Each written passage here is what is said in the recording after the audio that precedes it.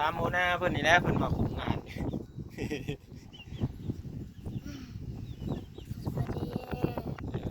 กินเพื่อนนี่วะนะคือปากเขียวปากแร่อยู่กินน้ำเขียว ฮะ น้ำเขียว น้ำเขียวทางบ้านโหนกำลังสีได้ก่ออีกบล็อกกันนะพี่น้องเอ้ยวันนี้ก็แดดแห้งแห้งทุกคนเนาะเลยก่อแล้วก็แล่น้ำห่มแน่ก่อแล้วก็แล่น้ำห่มแน่แดดเนาะ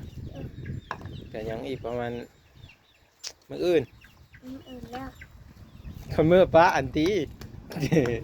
เพิ่นก็สิมือก่อห้องน้ำอยู่บ้านแน่เนาะว่าน้องเพิ่นสั่งเครื่องเฮ็ดห้องน้ำมานะทุกคนก็เลยว่าสิมือก่อแต่ว่าก็สิประมาณนี้แหละห้องน้ำก็บ่ได้ใหญ่ดอกซ้ำอันนี้เจ้านี่แหละก็ ไม่ มี ไหนโต๊ะ ค่อยบ่ได้เฮ็ดประตูเด้ก็สิไขไว้เลย ขี้คร้านอัดเด้ไขป้าไว้เลยอย่ามันฮักของเจ้าเห็นบ่ไขป้าเลย อันนั้นประตูใหม่ ฮะ ใส่ประตูใหม่เอาเก่ากับอันนี้ประตูยาวมาดูด้วย ใส่ประตูไม้นะ มันจะขัก โหสายฟ้าแนะนำเนาะ แม่นเหรอสายฟ้าแนะนำหน่อยเอาทุกคนนะครับสิก่อกันด้วยแบบนี้เด้อกันยังอีกประมาณอยู่กันยังอี3 แถวบ่เบิ่ง5 แถวก็ก่อไปแล้วแถวหนึ่งกันยัง4 แถวเนาะเป็นกำลังใจให้แถวเด้อพ่อพี่น้องเนาะทุกคนก็เร่งอยังให้มันแล้วให้ลาวนี่แหละเนาะ น้ำลายมันจะเป็นสีเขียว กินลายไปจ้ะ โอ้หาจริงๆเลยจะไป อย่างเงี้ยเสียดายเลยเสียว่าคนดู จะไป เสียว่าคนขยันเสียว่าเอาน้ำเมื่อหน่อยดิ น้ำนะ น้ำแห้ง นี่ดิไว้ไว้ติดน้ำไม่ใช่ ที่เหลือ คุณบอกว่าว่าน้ำไม่ใช่เอาเดี๋ยวน้ำเราก็เลยเห็นยัง น้ำเมื่อนะ เออ แห้งด้วยนะ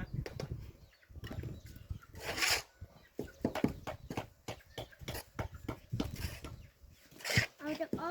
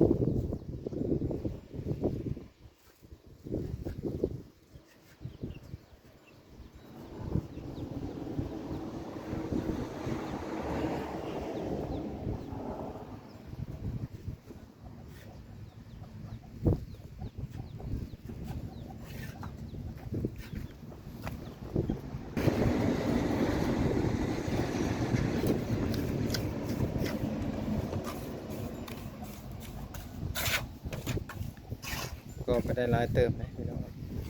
อย่างสองด้านเนี่ยก็อีกสองด้านนี่ก็ถือว่าจบเนาะตะปูก็ตอกใส่แบบ F4 ว่าวแหละเนาะเพราะว่ามันเล็กมันว่ามีได้ทุกคนตอนนั้นแมันบาร์บี้ว่าให้ก่อสุดแต่ว่าทำนั้นก็น่าจะโอเคอยู่ทุกคนแล้วก็ใส่อันไม่อันนั้นเนาะหรือว่าสีใส่ไม่แป้นก็ได้เนาะก็โอเคอยู่ลมแห้งพี่น้องเอ้ยปุ่นโคนาเพิ่นก็เมื่อยบ่สูบน้ำบ่เมื่อยได้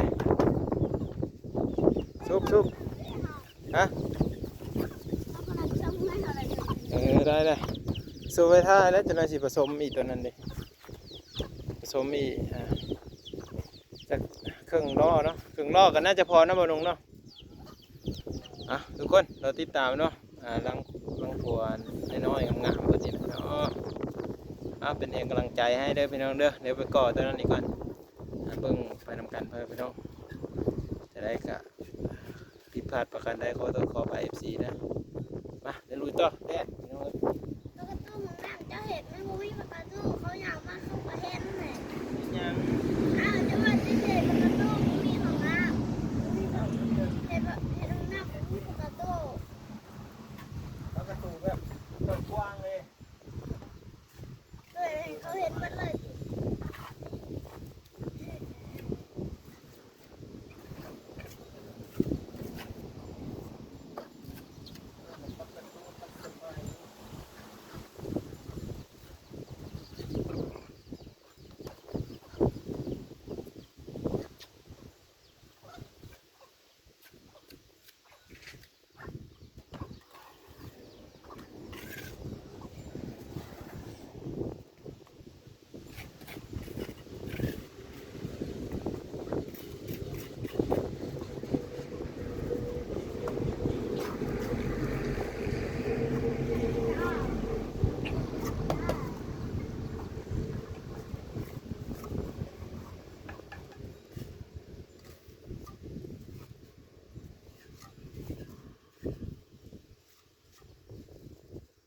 โอ้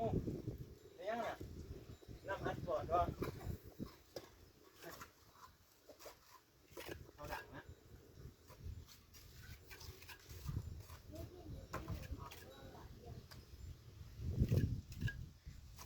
นี่ปากมันยังคือปัญหาเอาดัง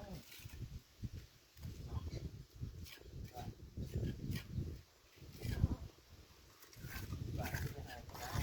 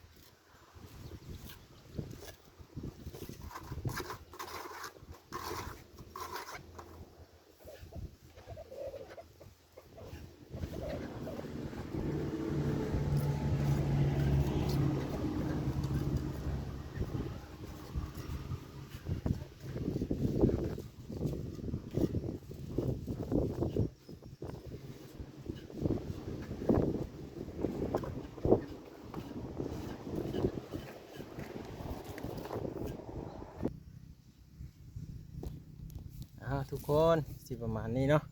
ก็คือก็ไปแล้วก็เสาเมยไปนำเนาะกะฝากพ่อให้พี่น้องเนาะเป็นกำลังใจให้ทาวเด้อพ่อให้พี่น้องเอ้ยคลิปนี้ก็จะได้จบไปเพียงซ้ำนี้เนาะก็รอติดตามเบิ่งพูดเลยต่อมันแล้วอยากสิอัปเดตให้เบิ่งอีกพ่อให้พี่น้องเอ้ยเนาะก็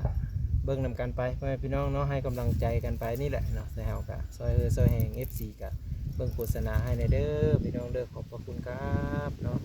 คลิปนี้แสดงหน้าผาจากเด้อพ่อให้พี่น้องเอ้ยเนาะแต่ก็เริ่มมันอันนั้นไปแล้วเนาะยังอี3เนาะ3แถวพ่อให้พี่น้องยังอี3แถวเด้อรอติดตามไปพี่น้องขอบคุณครับ